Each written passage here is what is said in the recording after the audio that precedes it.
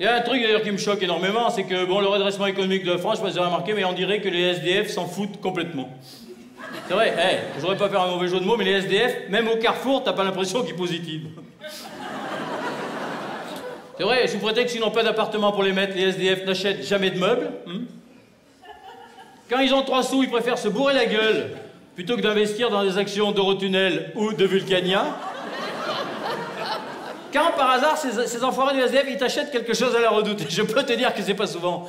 Tu peux être sûr que rien que pour emmerder le facteur, et sous prétexte qu'ils n'en ont pas, ils te mettront même pas une adresse sur le bon de commande.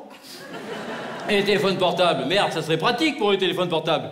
Eh bien, ils en ont pas. On dirait que de pouvoir communiquer avec la bourse de Tokyo en direct de leur carton, on dirait que ça les intéresse pas l'indice Nikkei, les SDF. Pourtant, la société fait ce qu'elle peut pour SDF, hein, on paye des impôts, on a confiance. On leur fait des trucs, on leur fait des rues piétonnes de plus en plus larges, des vitrines de plus en plus décorées qui peuvent lécher tant qu'ils veulent, tant qu'ils mettent pas les doigts, sinon... Ah oui, je sens quand même, vous dites oui, ils sont heureux, les SDF, il y a un petit problème. Les gens se disent, ils sont heureux, mais il y a un petit problème, c'est que quand ils se fixent quelque part, les flics les virent, comme à Calais par exemple. Oui, bien sûr, mais pourquoi? Parce que les flics, depuis qu'ils ont le droit d'entrer dans les écoles, ils ont appris à lire, et ils le savent. Et ils le savent maintenant que SDF, ça veut dire sans domicile fixe. Alors, si le mec se fixe, tu vois, non seulement il a la rue comme un con, mais en plus, il risque de perdre tout ce qui lui reste, son identité culturelle de SDF. Alors, le flic le vire à un coup de pompe, et c'est bien sympathique. Hein? Bon, parce que, bon, on les laisse pas entrer dans le magasin, les SDF, mais au moins, on y pense. Et c'est quand même ça, le principal. Oh là là, j'ai pas l'impression que vous y pensez beaucoup, SDF, vous, hein? Moi, je pourrais vous donner des leçons, hein. Moi, j'y pense. Moi, je roule à l'huile de colza, par exemple. Non, mais c'est pas pour l'environnement, j'en ai rien à branler. Non, c'est pour que les SDF puissent courir derrière ma bagnole et faire cuire les frites au pot d'échappement.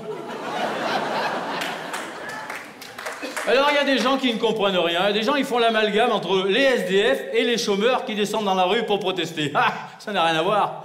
Le chômeur qui descend dans la rue est seulement un futur SDF en apprentissage.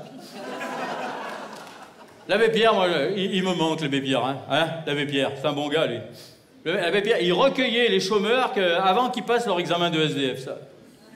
Ça, c'est un métier que j'aurais aimé faire, moi. Abbé Pierre. Malheureusement, en hiver 54, bon, j'avais autre chose à foutre. Et puis alors, j'ai essayé le béret et la soutane, ça me va pas du tout. Pauvre Abbé Pierre. Malgré ses efforts, aujourd'hui, t'as encore tellement de types qui essayent de te vendre un journal pour les sans-abri que toi, tu cherches désespérément un abri pour les sans-journal.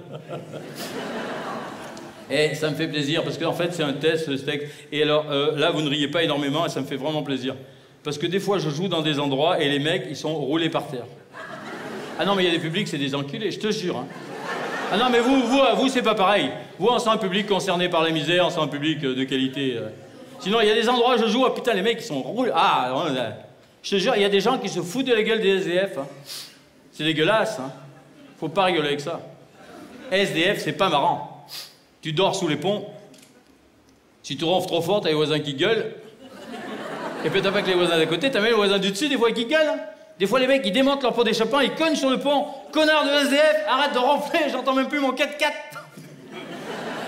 Il y a une douzaine d'années, il y avait même une voisine, une anglaise, je crois, une princesse, elle avait cogné au pilier avec sa Mercedes.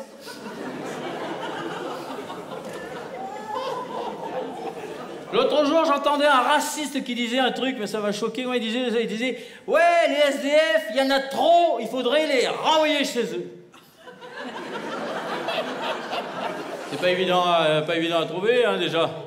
Puis le mec, à mon avis, il a rien compris. À mon avis, le mec, il doit confondre avec les étrangers, hein. Parce que c'est vrai que, bon, les étrangers, par contre, si tu réfléchis bien, bon, ils sont quand même chez nous, quoi, je veux dire. Hein? Non, mais attends, on est français, on peut le dire. Allez-y, c'est pas enregistré. Les étrangers, non, franchement, les étrangers, si on réfléchit quand même, les étrangers, on peut quand même dire qu'ils sont chez nous. Hein? Les étrangers! Non, c'est un test. Eh ben, les SDF, c'est pas pareil, parce que les SDF, eux, ils habitent dehors. Donc, dès que tu mets le pied dans la rue, t'es chez eux. Tu salopes leur salle à manger aux SDF.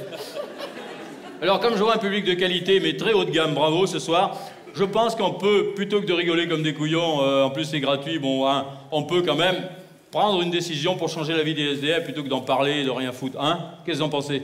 Ce soir, si vous voulez, tout de suite, on prend tous une décision et on change la vie des Ça coûtera rien. Ah, d'accord. Alors là, ce qu'on va faire, à partir d'aujourd'hui, quand on sortira de chez nous ou du McDo pour rentrer chez les SDF, on s'essuie au moins les pieds, merde.